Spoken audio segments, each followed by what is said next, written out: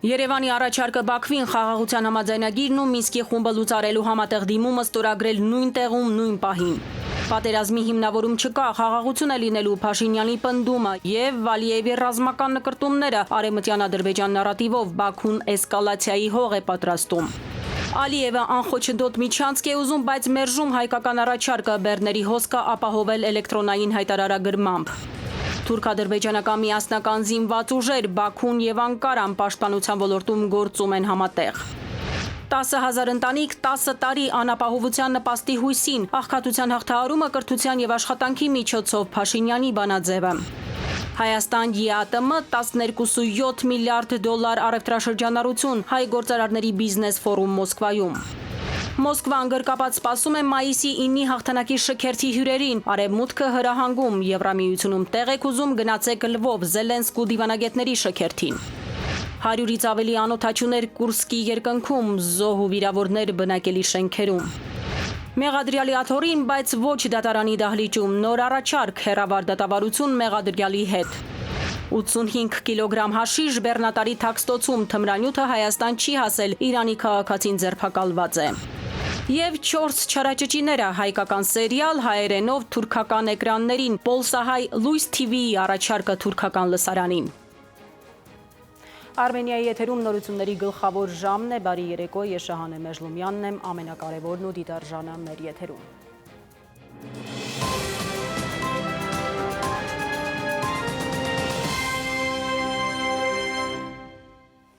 Եվ այսպես Երևանը Բաքվին առաջարկում է խաղաղության համաձայնագիրն ու Մինսկի խումբը լուծարելու մասին ԵԱՀԿ-ին ուղղված համատեղ դիմումը ստորագրել միաժամանակ։ Ազգային ժողովում անդրադառնալով խաղաղության պայմանագրին հայտարարել է Նիկոլ Փաշինյանը, նա պարզաբանել է, այսինքն սեղանին դնել խաղաղության համաձայնագիրը եւ ԵԱՀԿ Մինսկի խմբի կառույցները լուծարելու համատեղ դիմումը եւ նույն տեղում ու նույն պահին ստորագրել թե առաջինը, թե երկրորդը։ Վարչապետը նաեւ անդրադարձել է բոլոր այն խոսույթներին, որոնք կանխատեսում են Հայաստան-Ադրբեջան նոր սրացում եւ անգամ նոր պատերազմ, ասել է պատերազմի որևէ հիմնավորում չկա։ Հայաստանն ու Ադրբեջանը ճանաչել են միմյանց տարածքային ամբողջականությունը, ինքնիշխանությունը, միջազգայինորեն ճանաչված սահմանների անխախտելիությունը, ուժի եւ ուժի սպառնալիքի կիրառման անթույլատրելիությունը։ Հիմնվելով այս իրողությունների վրա, Հայաստանում եւ Ադրբեջանում գործող բոլոր ուժերին եւ անհատներին կոչ եմ անում լինել ծայրահեղ պատասխանատու, չանել հայտարարություններ, որոնք ուղղակի կամ անուղղակի հակասում են նշված տրամաբանությանը, կասկածի տակ չդնել այս տրամաբանությունը։ Դա որևէ հեռանկար չունի։ Հայաստանի եւ Ադրբեջանի ժողովուրդները արժանի են խաղաղության եւ խաղաղ համակեցության։ Պատերազմ չի լինելու է խաղաղություն։ Երևանի խաղաղասիրական կոչերին հակառակ Բաքուն նոր ձավթողական թեզեր է հնչեցնում։ Արևմտյան Ադրբեջան եզրույթը չի իջնում ադրբեջանական հեռուստաէկրաններից եւ մամուլի էջերից։ Ադրբեջանի պրոպագանդան մի անասելի մասշտաբային քարոզ է սկսել, թե իբր վերադարձնելու են արևմտյան Ադրբեջանի հողերը եւ 100 հազարավոր փախստականներին բնակեցնելու են այնտեղ։ Ալիևը աշխարհի աչքին թոզ է փչում, մանիպուլացնում ու շարունակում առաջ մղել իր ձավթողական քաղաքական ծրագիրը։ Պատգամավորից մինչև բարձր էշելոններ նրանք օր ու գիշեր հիմա էլ արևմտյան Ադրբեջան են թմբկահարում։ Ալիևը գրոհում է քարոզի բոլոր ուղղություններով, Հայաստանի տարածքը արևմտյան Ադրբեջան են համարում ու մասնագետն ասում է, մինչև հայերը միամտաբար կարծում են, թե Բաքուն արևմտյան Ադրբեջան խոսույթը հորինել է հակակշռելու Արցախի հիմնահարցը, Ալիևն այն ակտիվ զարգացնում է։ Պատգամավորները ելույթներ են ունենում, գրառումներ անում, Բաքվի մեդիան էլ է հիմա լցված այս խոսույթով։ Ռաշադ Անոնով այս տղան ասում է, եթե Հայաստանում կարծում են, թե ադրբեջանական պահանջների կատարումը կհանգեցնի նրան, որ իրենք հրաժարվեն արևմտյան Ադրբեջան հայեցակարգից, ապա չարաչար սխալվում են։ Բաքուն պահանջում է վերականգնել 100 հազարավոր ադրբեջանցիների իրավունքները, որոնք վտարվել են էթնիկ զտումների արդյունքում։ Երևանում հավանաբար հույս ունեն, որ եթե հասնեն խաղաղության համաձայնագրի ստորագրմանը, Բաքուն կհրաժարվի այդ պահանջից, իսկ փոխարեն Հայաստանը կհրաժարվի Մինսկի խմբի ծառայություններից։ Դրա մասին Հայաստանը թող նույնիսկ չի երազի։ Երազներում խաբվելով են իրենք թերևս այսպիսի պատկերավոր նկարագրություն տեսնում, վերագրում Հայաստանին։ Հայ մասնագետները դժգոհում են, երբ ադրբեջանական կողմն այս խոսույթն է զարգացնում, հայկական կողմից հակընդդեմ պահանջ կա արցախահայերի վերադարձի վերաբերյալ։ Մանավանդ երբ պնդում են, թե խաղաղության համաձայնագրի տեքստում ոչ մի միակողմանի զիջում չկա։ Նրանք ամբողջը միակողմանի արդեն ես իմ քանի հատ պահանջ եմ Հայաստանին ասել, որ Հայաստանը բավարարի։ Օրինակ, այսպես կոչված արևմտյան ադրբեջանցիների վերադարձ։ Էբա մենք օրինակ արցախցիների վերադարձ պահանջում ենք, կամ նրանք միակողմանի պահանջում են ապառազմականացում ու գրված զենքերի վերադարձ եւ այլն։ Մենք դա պահանջում ենք իրենցից կամ այդ խաղաղության պայմանագիրը ծածկելու է այդ հարցերը։ Ասենք Արցախին վերաբերող բոլոր կազմակերպությունները փակել,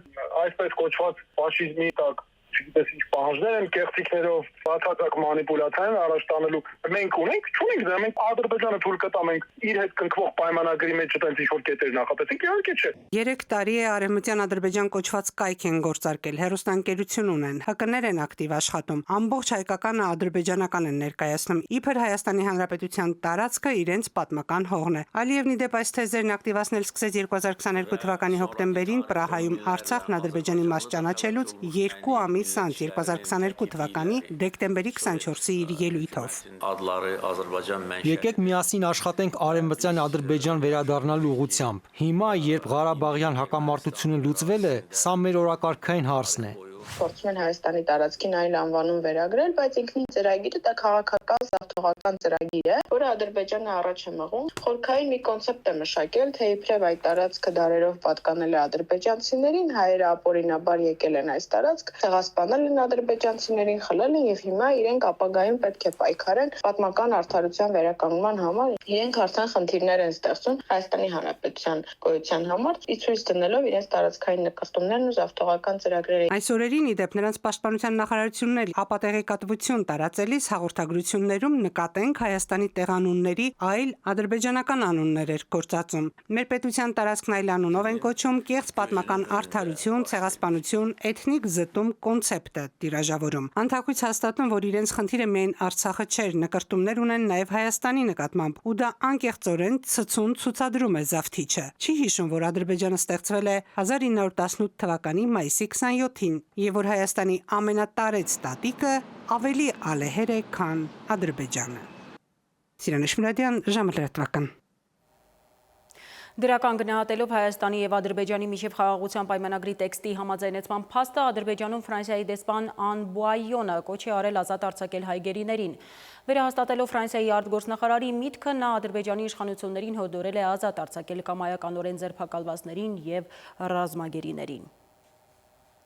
Բաքուն Իրանով ճանապարհ է կառուցում, միաժամանակ Երևանի վրա մատ թափ տալիս կմնաք Լուսանցքում տարածաշրջանային տնտեսական զարգացումներից կտրված, եթե Զանգեզուրով միջանցք չտակ։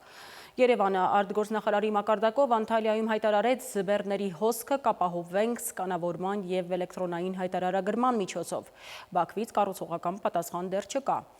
Իրականում ինչ է Ալիևի մտքին, որն ուզում է անխոչնդոտ ճանապարհ օտար ուժերի վերահսկողությամբ։ Տիգրանուհի Կուրղինյանի ռեպորտաժը։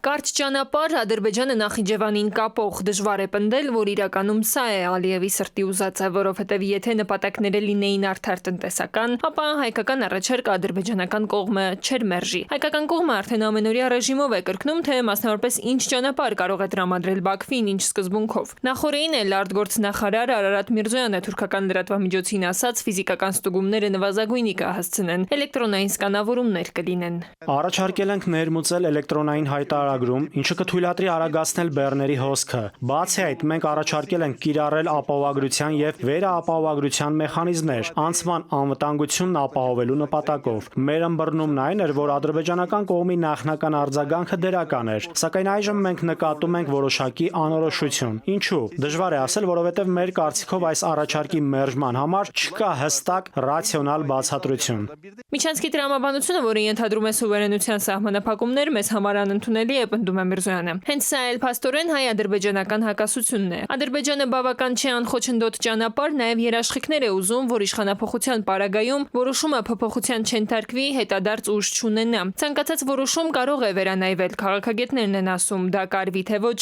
այլ հարց է, բայց խնդիրը ոչ թե տեխնիկական մոտեցումն է, այլ ադրբեջանական նպատակը՝ տիրել մեր երկրի հարավին, այլ ուժեր բերելով այնտեղ, այսպիսով ոչ թե տնտեսական, այլ ռազմաքաղաքական հարց լուծել։ Ինքը նայում այդ պրոյեկտին այնպես որ դա պետք է կապի Թուրքիան Ադրբեջանի հետ եւ Միջին Ասիայի հետ եւ դրանով Ադրբեջանի դերը կտրուկ պետք է աճի։ Երկրորդ նպատակը նա է, որ կտրել Հայաստանը Իրանից եւ ընդհանրապես ստանալ հնարավորություն ընդլայնել միջանցքը մինչեւ ամբողջ Սյունիքը։ Սա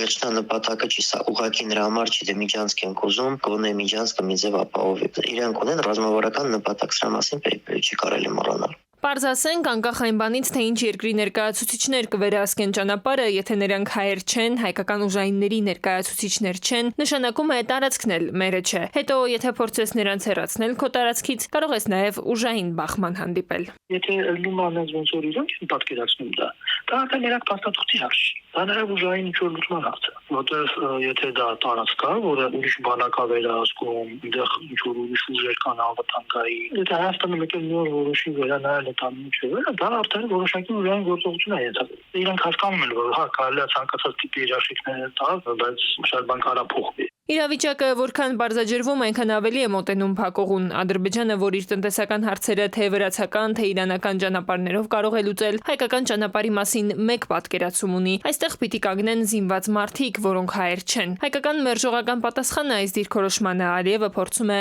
ռազմական սպառնալիքի լեզվով մեղմացնել։ Տիգրանուհի Գուլղինյան, ժամը լրատվական։ Բաքուն եւ Անկարան շարունակում են պաշտպանության ոլորտում գործել համատեղ, հայտարարել է Թուրքիայի պաշտպանության նախկին նախարար, ներկա պահին Թուրքիայի խորհրդարանի պաշտպանության հանձնաժողովի նախագահ Հուլուսի Աքարը Բաքվում անդրադառնալով Ադրբեջանի եւ Թուրքիայի հարաբերությունների կարեւորությանը։ Նա ասել է, որ Թուրքիայի եւ Ադրբեջանի միասնական զինված ուժերի ստեղծման ուղղված աշխատանքները շարունակվում են։ Այժմ այն մասին, թե ինչ ենք դիտելու թողարկման երկրորդ հատվածում, ամենահետաքրքիրը դեռ առջևում է։ 10,000 ընտանիք 10 տարի անապահովության նպաստի հույսին, աղքատության հաղթահարումը կրթության եւ աշխատանքի միջոցով Փաշինյանի բանաձևը։ Հայաստան ԵԱՏՄ 12.7 միլիարդ դոլար առևտրաշրջանառություն, հայ գործարարների բիզնես ֆորում Մոսկվայում։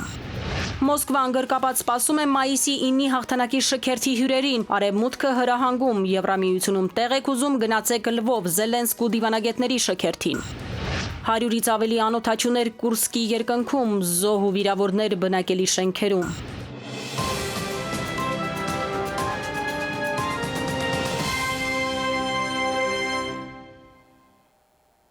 Մենք վերադարձանք, շարունակում ենք թողարկումը։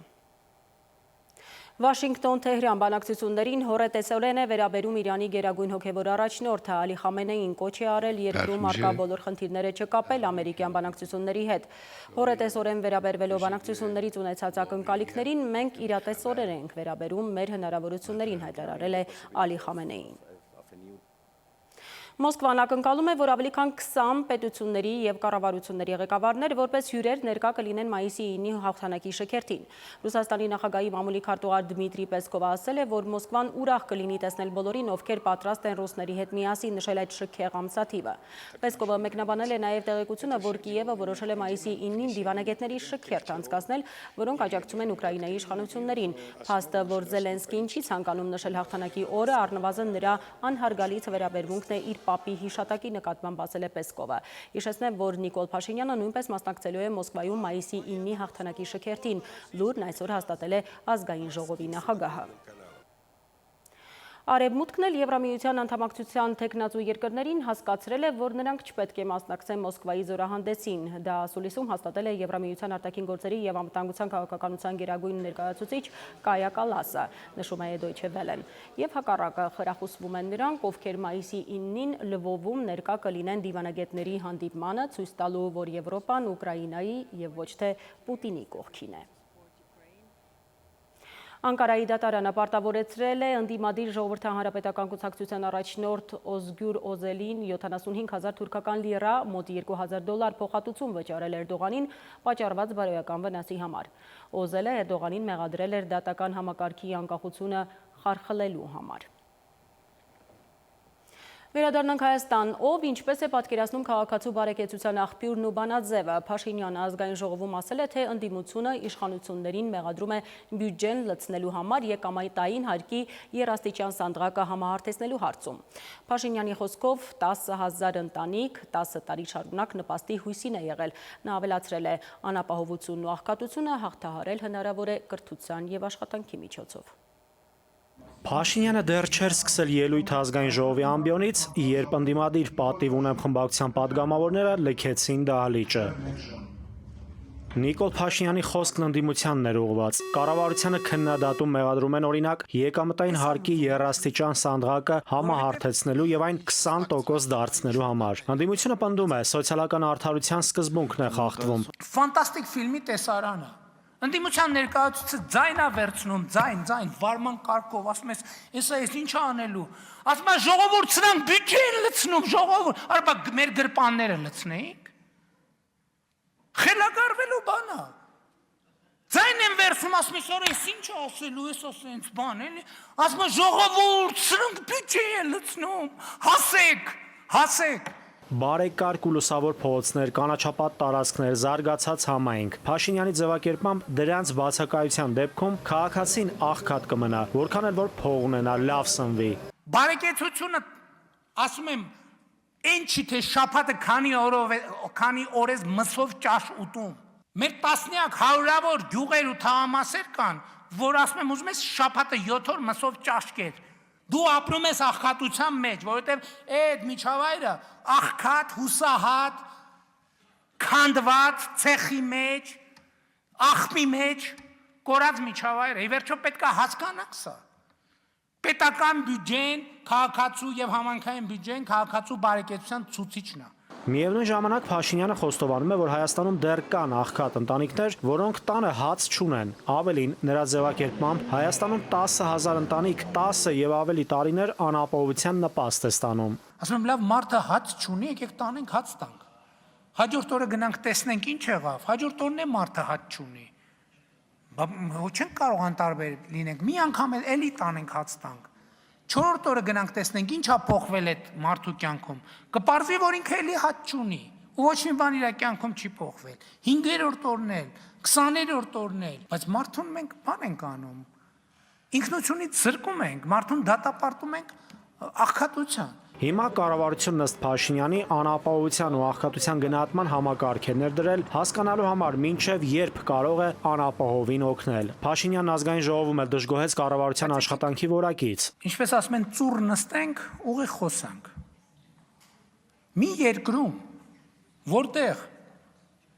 բնակավայրերի մի զգալի տոկոսում, էս էլ է թիվ, որը իմիջայլոց պետք է հաշվել։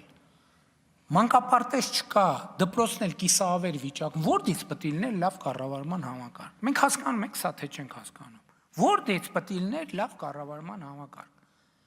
Մի երկրում, որտեղ բուհական համակարգի գործունեության մի զգալի հատվածը եղել է դիպլոմ վաճառելը, որտեղից պետք է լիներ կառավարման լավ որակ։ Մենք բացատրեք էլի։ Նիկոլ Փաշինյանը խորհրդանում կոչ արեց բոլորին գնալ մարզեր ու տեղում տեսնել, թե ինչ վիճակում են դպրոցները։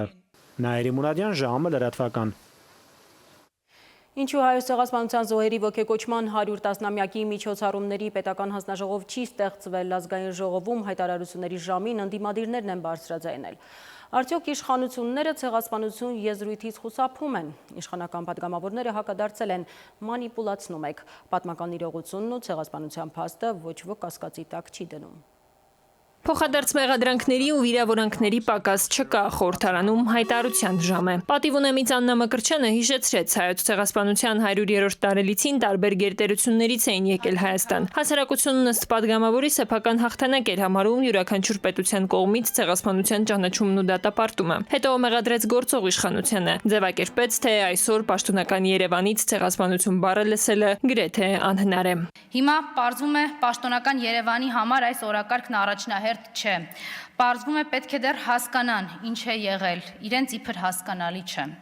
Պարզվում է հիմա ուզում են հաշվել զոհերին ու անուն ազգանունները իմանալ։ Պարզում է որևէ մեկը մեզանից Արարատի հետ էլ կապ չունի։ Արարատը հիշեցրեց, Արարատի նկարով ամբիոնին մոտեցավ նաև ընդդիմադիր մյուս ուժի Հայաստան խմբակցության падգամավոր Քրիստինա Վարդանյանը։ Ասաց ցեղասպանության 110-ամյակին պետական միջոցառումներ չեն լինելու։ Ըստ Վարդանյանի, երբ հարցնում են ինչու պետական հանձնաժողով չկա, պատասխան չեն ստանում։ Հիմա էլ այդ նույն քաղաքական ուժը, որը Ադրբեջանից եկող սպառնալիքներ նախ մեղմացնում, նոր սպառնալիք է գտել մեր ժողովրդի համար, ու այդ սպառնալիքը ոչ ավել, ոչ պակաս Արարատ լեռնա։ Պարզվում է, եթե մենք մի քիչ շատ խոսենք Արարատի մասին, մի քիչ շատ նայենք Արարատին, ընդհանրապես խոսենք ու մեզ իդենտիֆիկացնենք որպես ժողովուրդ, որի ինքնության հիմքն է Արարատը, Թուրքիան կջղայնանա ու կարող է նաև հարձակվել։ Իշխանականներն են հակադարձում ընդդիմադիրներին։ Պատգամավոր Ղազարյանն ասում է, վարչապետը երբևէ որևէ ելույթում, որևէ առիթով չի հերքել պատմական իրողությունները, չի հերքել ցեղասպանությունը։ Եվ ընդամենը առաջարկել է հանրությանը քննարկել, թե որ պահից հայաստանցիներին, հայերին թույլ տրվեց խոսել ցեղասպանության մասին որպես պատմական իրողություն։ Տիկին Մկրտչյան, կամ լսել չեք հասկացել, կամ տիպիկ մանիպուլատոր եք։ Այստեղ կարծիք հնչեց, որ իշխանությունը եւ իշխանության ներկայացուցիչները վախենում են արտաբերել ցեղասպանություն բառը, ես արտաբերում եմ ցեղասպանություն։ Ուրացման քաղաքականություն վարելու համար ընդդիմությունը մեղադրեց իշխանությանը, հանդիպակաց կողմից ասացին, իրականությունը խեղաթյուրելու հերթական փորձն է։ Տիգրան Միգուրգինյան, ժամը լրատվական։ Հանրապետական կուսակցությունը հայտարարել է պետությունը կործանման տանող միակ թիրախի եւ դրա դեմ պայքարելու անփոփոխ որոշման մասին։ Կուսակցության հիմնադրման 35-ամյակի նվիրված հոբելենական նիստում ասել է ՀՀԿ նախագահ Հայաստանի երրորդ նախագահ Սերժ Սարգսյանը։ Նա նշել է, որ լավ գիտի թե իր եւ թե թիմի սխալները, կարիք չկա իրենց վրա բարթելու ուրիշների չարդարացված հաշվարկները, սինհույսերը, քաղաքական պրիմիտիվ կեցվածքը, մարդկային մոլորությունները։ Ոմանք 2018-ի իշխանազատման մասին մի քանի տարի առաջ ասածս են քննարկում, թե ես չեմ պարտվել սրանց, այլ պարտվել եմ շատ ավելի մեծ ուժերի։ Ուզում եմ հասկանալ եւ իբրև թե ոչ մի կերպ չեն հասկանում, այդ ինչ ուժերի են պարտվել։ Ցավով պետք է նշեմ, որ այն ամենից հետո, ինչ բոլորիս աչքի առաջ կատարվում է մեր երկրում, եւ այն արհավիրքը, որ տեղի ունեցավ Արցախի հետ, այդպես էլ չբացեց նրանց աչքերն ու միտքը, որպեսզի վերջապես գիտակցեն, որ այդ պայքարում պարտվեցինք ոչ միայն ես եւ մեր քաղաքական թիմը, այլ վերջնարկությունում պարտվեցինք ազգովի։ Ռուսաստանի եւ Հայաստանի բիզնես շրջանակների ներկայացուցիչները հայկական բիզնեսի խնդիրներն ու հեռանկարներն են քննարկել Մոսկվայում Հայ գործարարների ասոցիացիայի կազմակերպած հերթական բիզնես ֆորումում։ Բացման խոսքով հանդես է եկել Տաշիր ընկերությունների խմբի նախագահ, Հայ գործարարների ասոցիացիայի նախագահ Սամվել Կարապետյանը։ Քննարկման հիմնական թեման Հայաստանի Եվրամիության անդամակցության հեռանկարն էր։ Սամվել Կարապետյանը նշել է, որ ԵԱՏՄ-ն է ապահովում Հայաստանի արտաքին առևտրաշրջանառության հիմնական բաժինը եւ հանդիսանում է նրա հիմնական առևտրային գործընկերն ու երկրի տնտեսական կայունության հիմքը։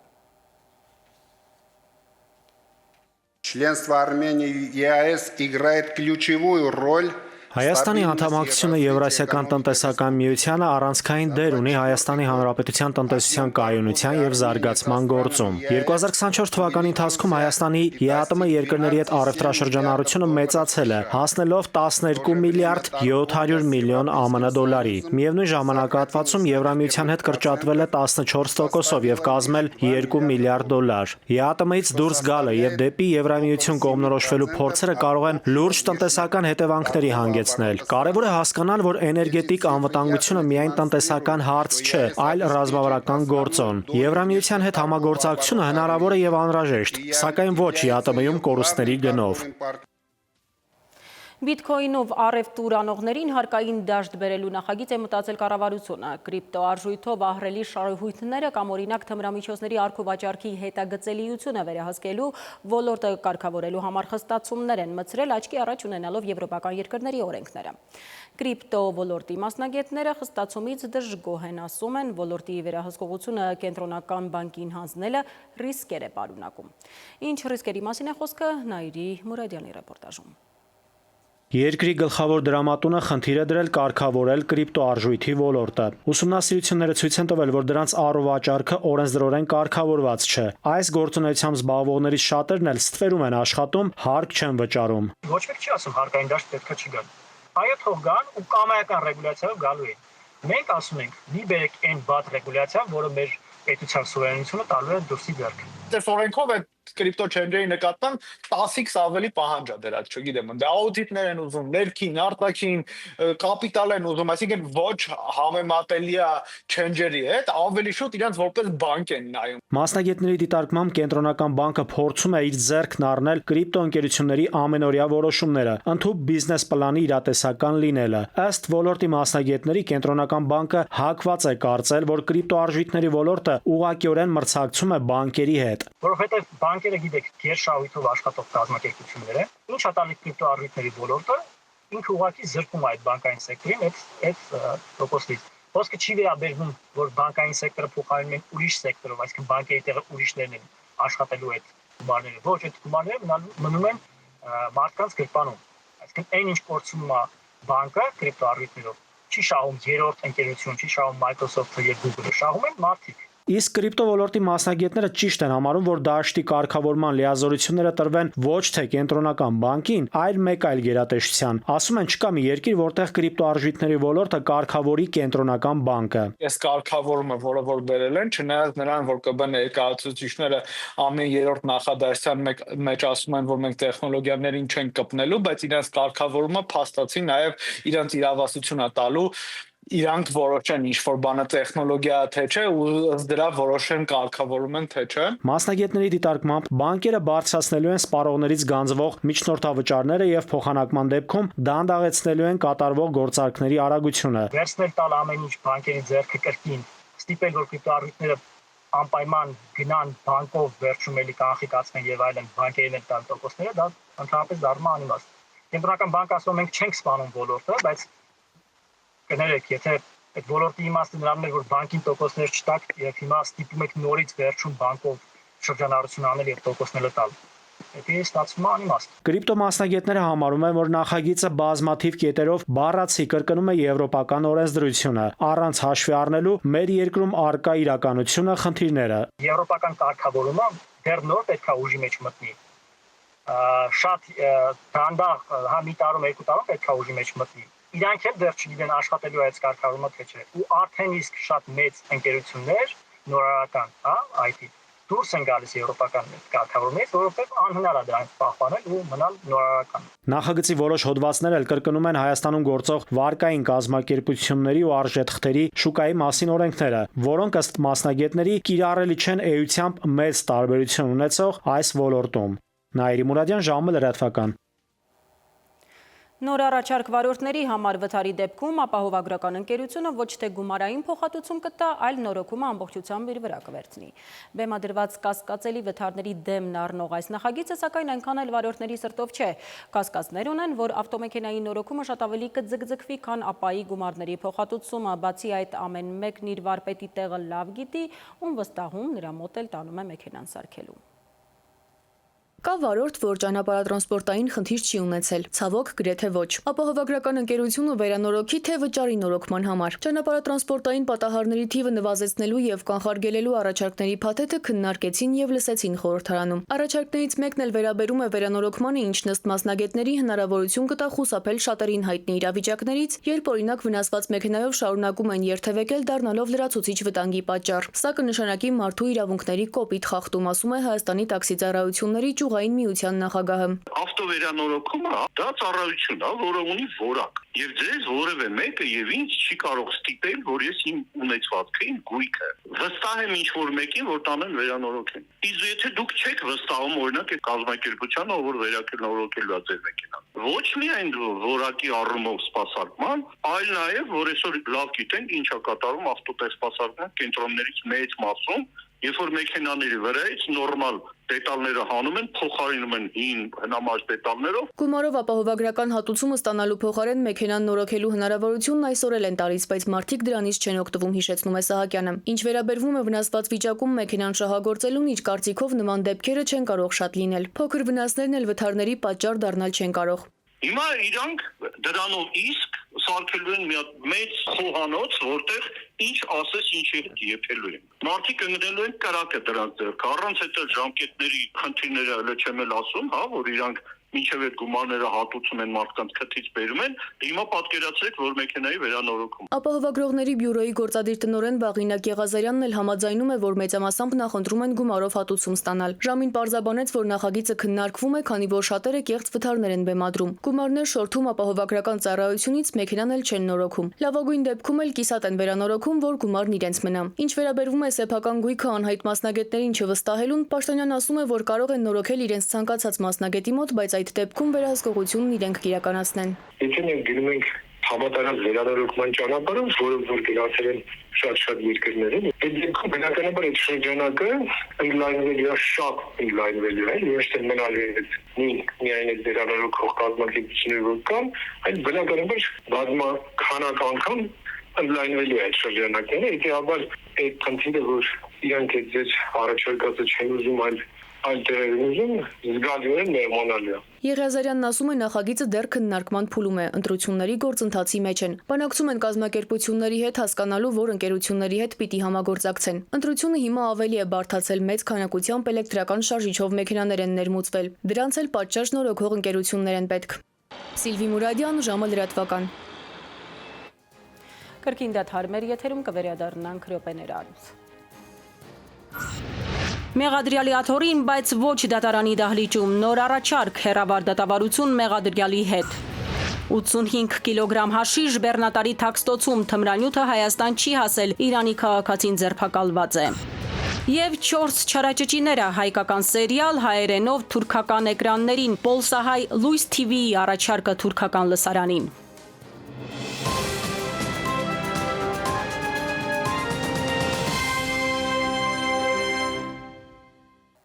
Արմենիայի եթերում լրատվական երեկոն շարունակվում է։ Մեղադրյալի աթոռին, բայց ոչ դատարանի դահլիճում, նոր մշակվող նախագծով մեղադրյալը կարող է հեռավար մասնակցել դատական նիստին, եթե օրինակ ագրեսիվ է, վտանգավոր կամ վարակիչ հիվանդ։ Այս նախագծին ընդդիմացողները պնդում են, տեսակապով ներկայությունը ապահովելը որոշակի անհարմարություններ է առաջացնում, եթե ոչ օրենքի խախտում։ Շատ կարևոր է չխախտել մեղադրյալի եւ պաշտպանի գաղտնի հաղորդակցման հնարավորությունը։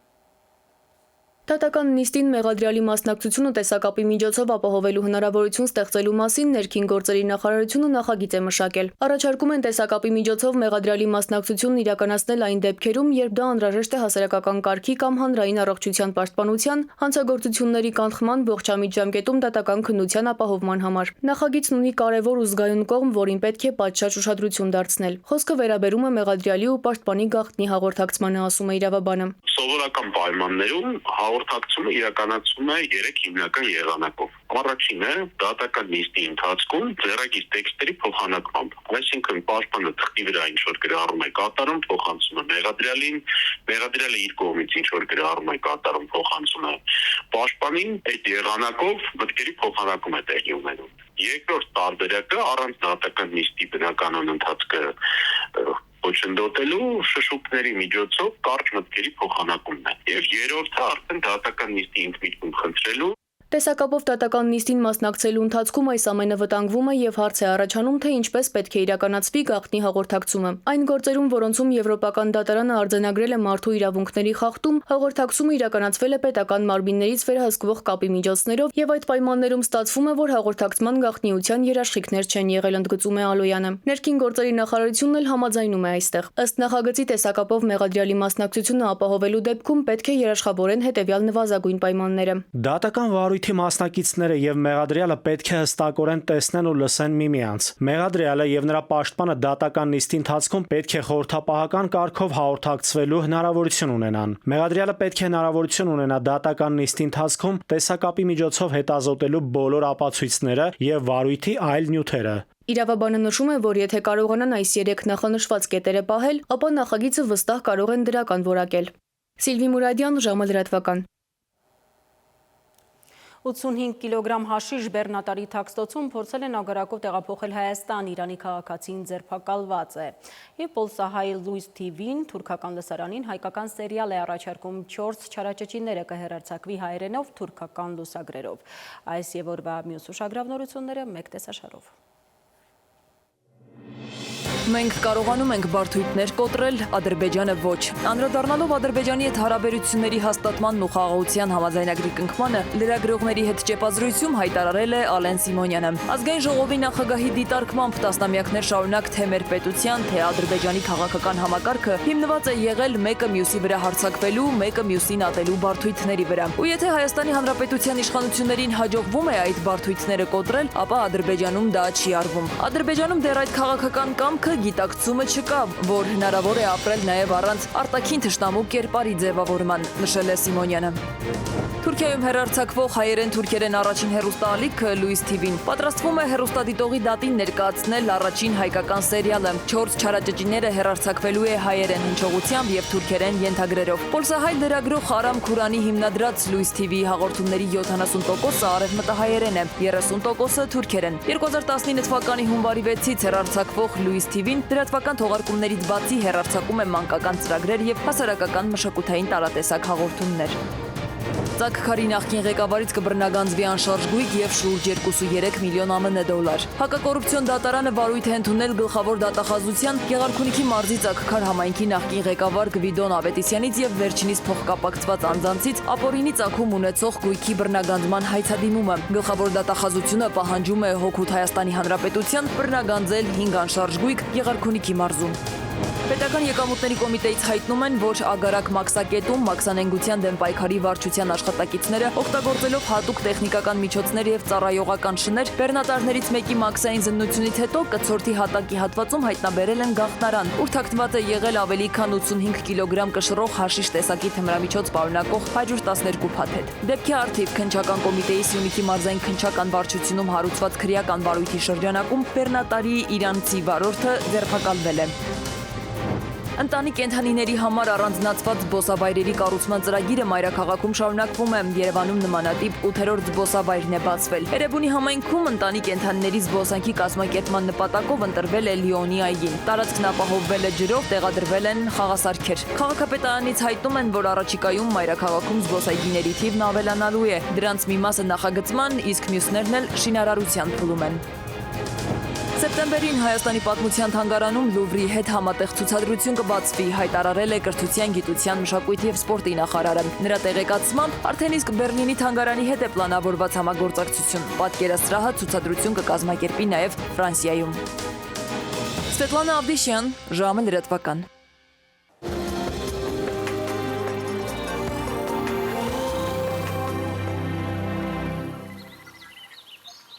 Եվ վերջում մոթերևութաբանական կանխատեսումների մասին ակտիվ ցիկլոնի ներթափանցմամբ պայմանավորված ապրիլի 16-ին հարաբերության ողջ տարածքում սպասվում են տեղումներ լեռնային հատվածներում ձյան տեսքով։ Իդեպ եղանակի տեսության հովանավորն է Ֆերոսի ապրանքանիշը իր հուսալի անվտանգ եւ գերխնայող գազի կաթսաներով, որոնք պաշտոնապես ներկայացված են էքստերիեր խանութների ցանցում։ Ֆերոսի եղանակ ստեղծող կաթսաներ։ Իսկ այժմ եղանակի մասին ավելի մանրամասն։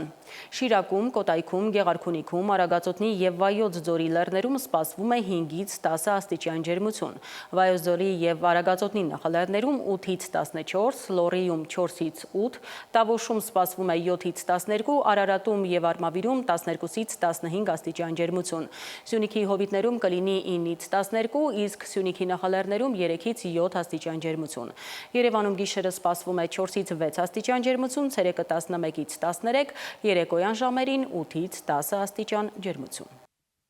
Այսքանն էինք պատրաստել այսօրվա համար, ես ձեզ հրաժեշտ եմ տալիս եւ մաղթում խաղաղ գիշեր։